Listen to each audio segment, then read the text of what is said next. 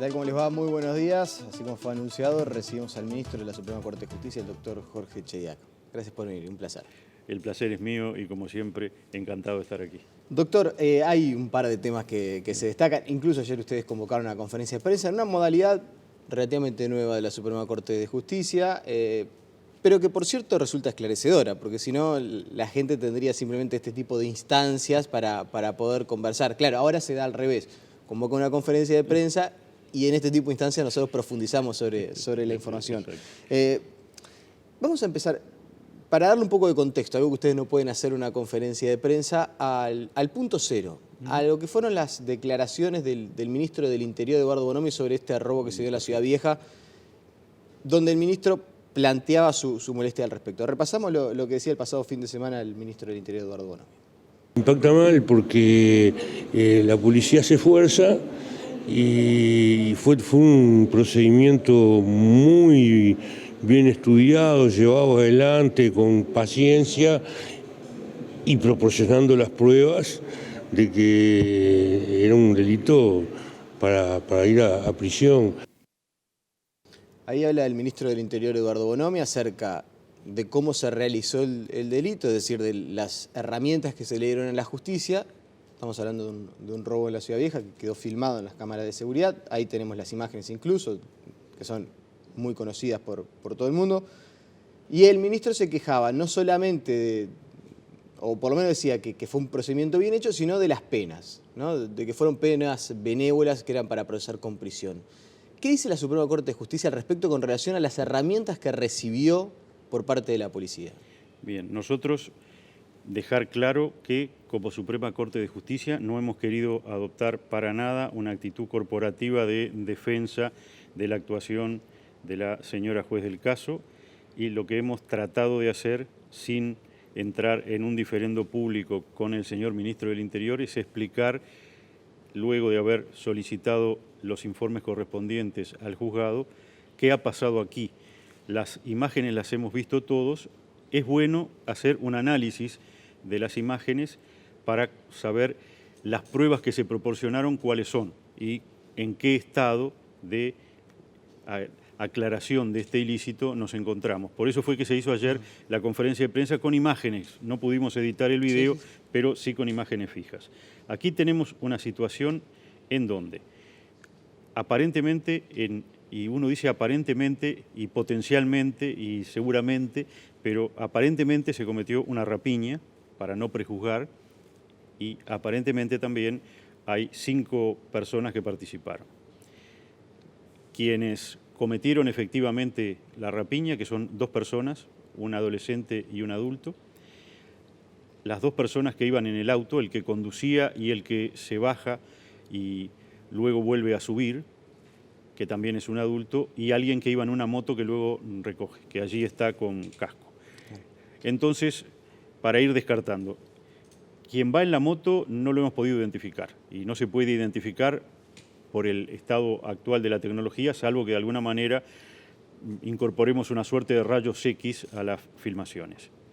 La persona que conducía el auto tampoco está identificada, porque si bien fue remitido un ciudadano, por ser propietario del auto, no se ha podido demostrar si era quien conducía en esa oportunidad el vehículo blanco que allí vemos, y a través de las ventanillas no se puede tampoco saber nada.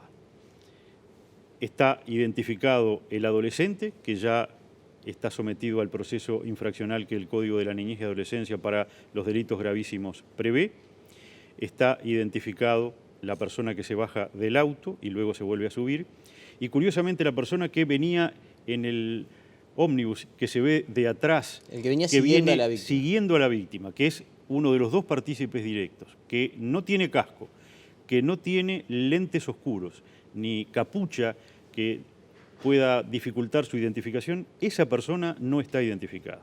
No está identificada, en principio, por quienes tienen la responsabilidad, luego de una flagrancia, de efectuar el aporte de pruebas al juzgado, que es el Ministerio del Interior y la Policía. Y señalar nuestro Estado como Uruguay, nuestro Estado no solo como Ministerio del Interior, no solo como Poder Judicial, sino el estado de nuestra tecnología como organismos responsables de la seguridad colectiva. Yo, como soy un gran fan de películas y seriales norteamericanas, estoy, como creo todos, muy acostumbrado a esa imagen muy reiterada donde algún organismo de seguridad en algún desierto africano toma alguna imagen satelital, la va agrandando, logra identificar en forma borrosa a una persona.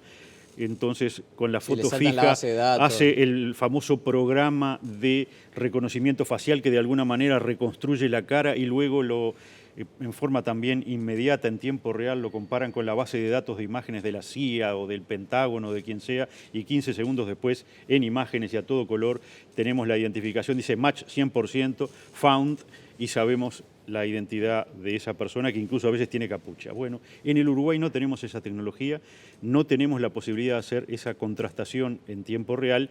Esta persona, a la cual de alguna manera se lo ve, yo digo de alguna manera porque si bien no tiene elementos que dificulten su percepción, la calidad de las imágenes, esto lo hemos hablado hace un par de años por otros temas cuando se señalaba que los jueces no veían las imágenes, hemos señalado, es muy importante la calidad de la imagen.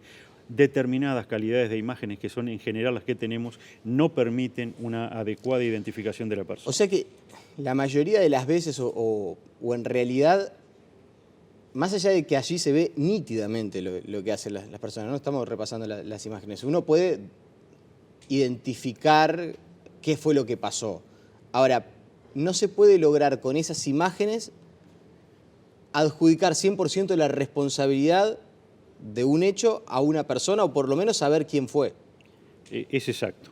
La imagen es muy importante, por eso hemos sido muy favorables. ¿Y esto pasa reiteradamente entonces? Pasa reiteradamente. Hemos señalado que las cámaras son importantes, las cámaras en los establecimientos deportivos, las cámaras en determinadas zonas de la ciudad, la cámara en establecimientos que requieren de especial protección, en las estaciones de servicio.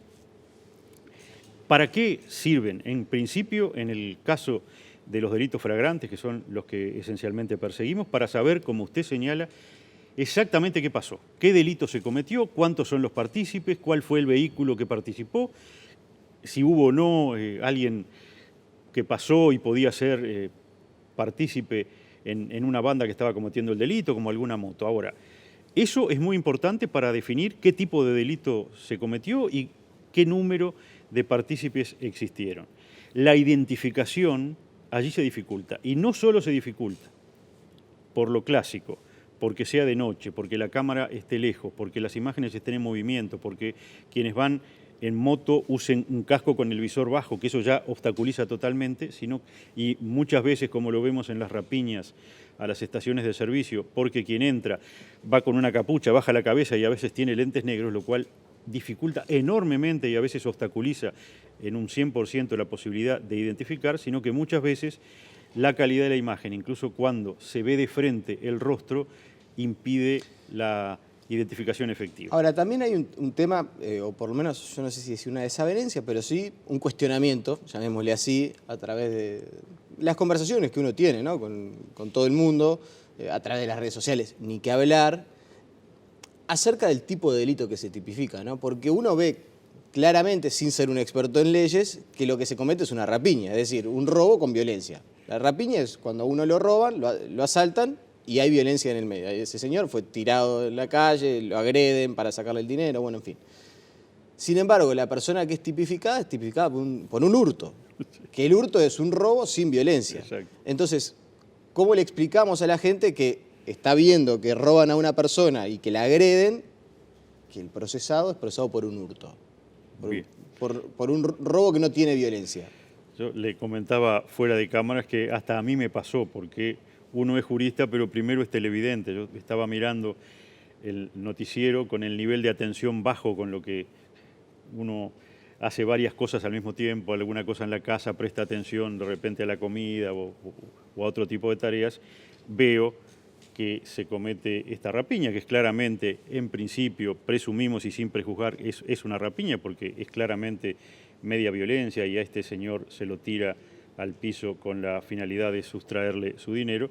Y luego escucho, sí, que uno de los partícipes fue imputado de hurto agravado. Y lo primero dice, pero ¿cómo no? Si es una rapiña. Entonces, ¿qué pasa? 15 segundos después el jurista reflexiona y dice, bueno, tenemos un delito cometido que en principio, presuntamente, es una rapiña. Ahora, en derecho penal no solo está el delito cometido, sino que en el caso de los partícipes indirectos está el delito concertado, es decir, antes de la ejecución del delito, los que van a participar en el mismo se ponen de acuerdo sobre qué van a hacer. Eso se llama el delito concertado, el delito convenido. Dice, bueno, usted y yo decidimos incrementar nuestro patrimonio y vamos a hacer un hurto. Ese es el delito concertado. Luego, si yo soy quien efectivamente llevo adelante ese hurto y cometo una rapiña, en principio tenemos ahí dos delitos. Con los mismos hechos tenemos dos delitos. Para mí, que participé directamente en la ejecución, he cometido una rapiña y debo responder por rapiña. Usted, que convino en hacer una actividad, realizar una actividad delictiva conmigo, pero en realidad convino en un hurto, en principio respondería por lo que usted convino, que era el hurto y no por lo que yo terminé cometiendo. Pero, doctor, entonces, si, por ejemplo, salvo situaciones de previsibilidad. Y eso, ahí sí ya no podemos hacer ningún tipo de análisis concreto para no prejuzgar. Pero bueno, el famoso artículo 63 que se menciona en el auto de procesamiento habla justamente de la responsabilidad de los partícipes indirectos, de quienes no han concurrido a cometer el delito. Le voy a poner un escenario ficticio. Usted y yo somos delincuentes, vamos a asaltar y yo le digo, espéreme en la puerta, voy a asaltar un comercio. Y después termino asesinando al comerciante.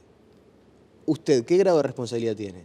Bueno, en principio, acordamos que en realidad lo íbamos a robar, yo no iba a matar a nadie, sin embargo lo terminé matando. Cuando yo vaya encausado, lo que le voy a decir, si decido confesar para aliviar mi responsabilidad, le diré al fiscal y al juez, mire, yo acordé cometer un hurto, yo acordé en el peor de los casos una rapiña a este comercio y nunca me imaginé que iban a matar al comerciante. ¿Y usted iría procesado por un hurto?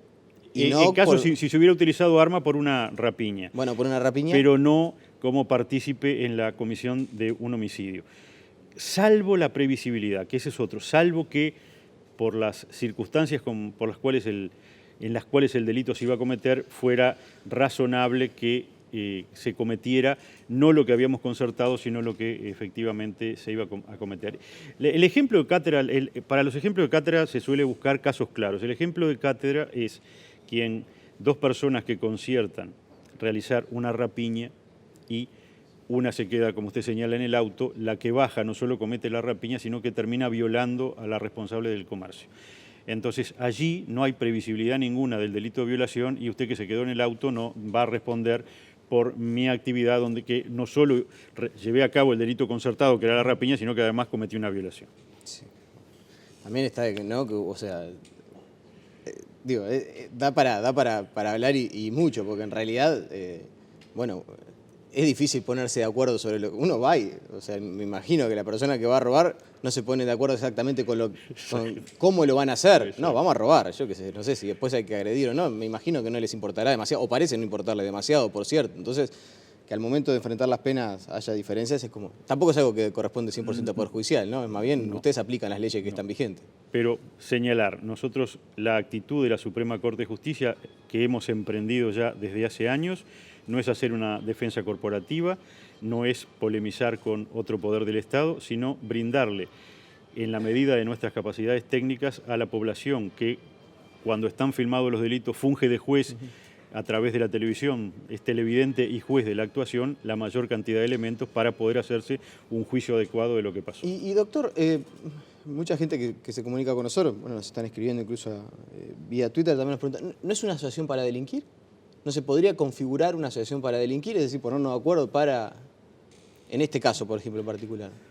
No hablemos del caso particular. Por supuesto que existen las asociaciones para delinquir, que de la misma forma que en el caso de una sociedad lícita se requiere affectio societatis, es decir, un concierto y una voluntad de asociarnos para llevar adelante un negocio, en el caso de la actividad delictiva también.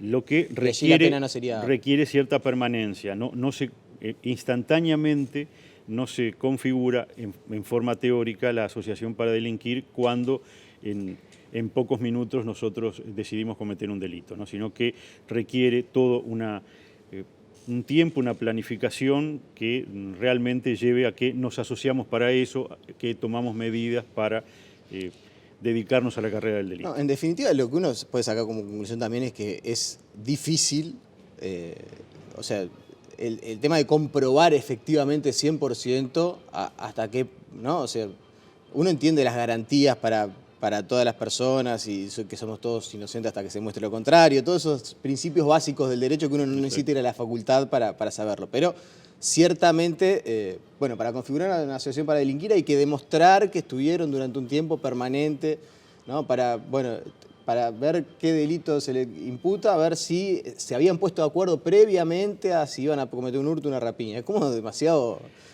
garantista en algunas cuestiones, ¿no? Porque uno lo que termina viendo es lo que...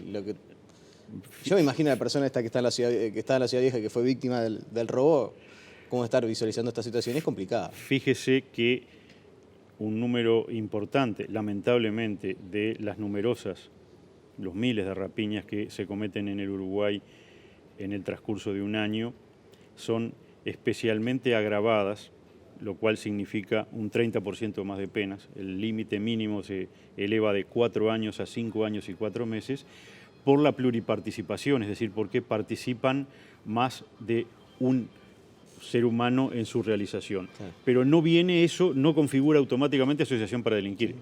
El que usted y yo nos pongamos de acuerdo para realizar una rapiña, y si los dos la ejecutamos, lo que determina es que nuestra pena va a ser mayor porque va a ser una rapiña especialmente agravada por la pluriparticipación, no una asociación para delinquir y luego una rapiña. Doctor, me quedan algunos minutos y hay algunos temas que no quiero dejar de desarrollar. Ley de medios, o ley de servicio de comunicación audiovisual, nosotros la llamamos ley de medios para facilitarlo. Exacto.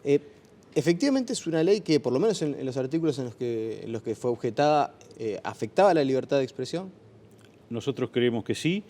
Señalar, porque la pléyade de artículos, más de 180 artículos que tiene la norma, no fue analizada. Nosotros analizamos exclusivamente 27 artículos en este expediente promovido por acción de inconstitucionalidad por DirecTV, o sea que la mayoría de los artículos no han sido analizados por la Corte, incluso varios de los artículos fueron impugnados, algunos incisos y otros no.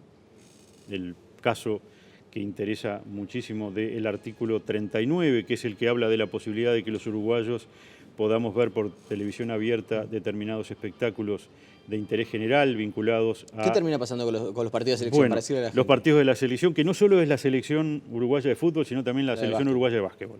Bueno, allí DirecTV no impugna, por las razones que DirecTV haya entendido, que quizá porque no tenía legitimación o porque no tiene interés, no impugna los eventos, la obligatoriedad eventual de transmitir eventos de las selecciones uruguayas en instancias eliminatorias o en instancias clasificatorias. Impugna exclusivamente el inciso tercero, que potestaba al Poder Ejecutivo a incluir otros eventos en esta obligación. Otros eventos que ni siquiera se establecía que tuvieran que ser de las elecciones. Decía, en casos excepcionales, otros eventos de interés general. Y si se ocultaba que tenía interés general, entonces podía incorporar a esta obligación otros eventos. Eso fue lo que impugnó DirecTV y eso fue lo que encontró la Corte que era inconstitucional, primero para empezar, por la falta de determinación de cuáles eran esos otros eventos. No hay la tipicidad legal adecuada para decir no, son estos eventos, sino que de alguna manera se le daba un poder discrecional al Poder Ejecutivo de incorporar otros eventos además de los de la selección. En principio, ¿cómo está la situación? La ley está vigente, los incisos 1 y 2 que refieren a los partidos de las selecciones uruguayas están vigentes. Respecto de DirecTV, no se aplica el inciso tercero, o sea que no está obligada a transmitir en forma gratuita otros eventos que no sean puntualmente estos de la selección en instancias definitorias. Se encontraron con una ley que, como ha sucedido en otras oportunidades, le faltaba tamiz pasado por el derecho. Una ley muy extensa que abarca una pléyade de temas, como lo evidencia que tenga más de 180 artículos. Cuando una ley ronda 200 artículos es prácticamente un código que ha sido muy difícil de analizar y bueno, determinadas situaciones claras como esta, como el artículo 60 el literal C del artículo 60, nosotros entendíamos que algún otro literal también era inconstitucional, pero el artículo 60 es particularmente importante porque refiere a los contenidos. El literal C del artículo 60, lo hemos señalado, prácticamente conducía a que la programación o parte de la programación de los medios fuera determinada por el poder público, porque allí se establecía no solo determinado porcentaje de producción nacional, sino cuáles tenían que ser seriales, eventos, qué contenido tenían que tener los eventos, cuántas películas y cuántas horas de películas de producción nacional debían transmitir los medios. Y eso es interferir en la libertad de expresión del pensamiento y la libertad de comunicación del pensamiento y la libertad de empresa que los medios de comunicación tienen para que todos estemos bien informados, porque de alguna manera se estaban imponiendo con detalle horas y contenidos a los medios de comunicación. Se estaba realmente sustituyendo a los directores de programación por el Estado, que señalaba y dice, no, nosotros tenemos determinados intereses legítimos a proteger y nos interesa que la programación se dirija en este y en este sentido. Allí la Corte entendió que este literal C era excesiva la regulación de los contenidos y que era también inconstitucional. Bien, la última, porque también la consulta mucho a través de las redes sociales mientras hacemos la entrevista, funcionarios judiciales que quieren saber cuándo van a cobrar. Bueno, uno desearía poder predecir el futuro. En la situación en la que nos encontramos, se ha obtenido por más de 3.700 funcionarios judiciales una sentencia que reconoce su derecho a cobrar las diferencias salariales en este tan traído y llevado diferendo salarial que tenemos desde el año 2011 con el Poder Ejecutivo y parcialmente con el Poder Legislativo. Los funcionarios han obtenido una sentencia de condena de segunda instancia favorable. La Corte está analizando si existe mérito o no para plantear la casación, la tercera instancia de este juicio, siendo que en principio nosotros habíamos apelado por un problema accesorio que era cómo debía liquidarse las diferencias, señalando que las diferencias había que liquidarlas por nuestra división contaduría en la misma forma que las habíamos liquidado los primeros 4 meses del año 2011, donde sí pagamos. Nosotros recuerdan que desde 1 de enero del 2011 al 14 de abril del 2011 sí liquidamos estas diferencias hasta que el Parlamento aprueba la primera ley interpretativa y bloquea ese pago. Entonces nosotros señalamos, bueno, más allá de 26, 21 y de cifras generales, cada funcionario judicial en su situación específica, en su grado y con su sueldo y con sus compensaciones, tiene que cobrar como nosotros le pagamos esos primeros 4 meses. La sentencia de segunda instancia recogió eso. Entonces, en principio, nuestros servicios están analizando si resta algún motivo de agravio para la Suprema Corte de Justicia por el cual debiéramos ocurrir en casación. Luego, toda esta situación compleja del pago de las deudas que el Estado asume, que veremos cómo termina resolviéndose. Hubo una cuarta modificación desde que se aprobó el artículo 400 del Código General del Proceso, que es justamente cómo paga el Estado uruguayo sus deudas, es cómo se liquidan las deudas judiciales contra cualquier organismo público. Hubo una modificación ahora en la ley de presupuesto, pero ya tenemos algún planteo de inconstitucionalidad sobre esta modificación que lo que hace es que cualquiera, no solo los funcionarios judiciales, cualquier ciudadano uruguayo que por deudas de origen salarial tenga una sentencia de condena, vea diferido su pago por en general 2 años por cómo se redactó la ley. Bueno, esa es un poco la situación. Tenemos paralelamente conversaciones con el señor Ministro de Trabajo y Seguridad Social, que cuando resolvimos parcialmente los problemas salariales en mi presidencia en diciembre del año pasado, habíamos acordado no solo firmar entre todas las partes intervenientes, todos los gremios, el Ministerio de Trabajo y la Suprema Corte de Justicia, no solo el problema de los aumentos futuros parciales que terminó acordado en diciembre, sino ver qué pasaba con todas estas diferencias salariales para el pasado. Bueno, ahora sale esta primera ley, vamos a ver, cuando nos sentemos a conversar, cómo empezamos a buscar, esa es nuestra aspiración, una solución de compromiso, de transacción para salir de este tema. Doctor, le agradecemos esta mañana. El agradecido soy yo. La pausa y seguimos con más noticias.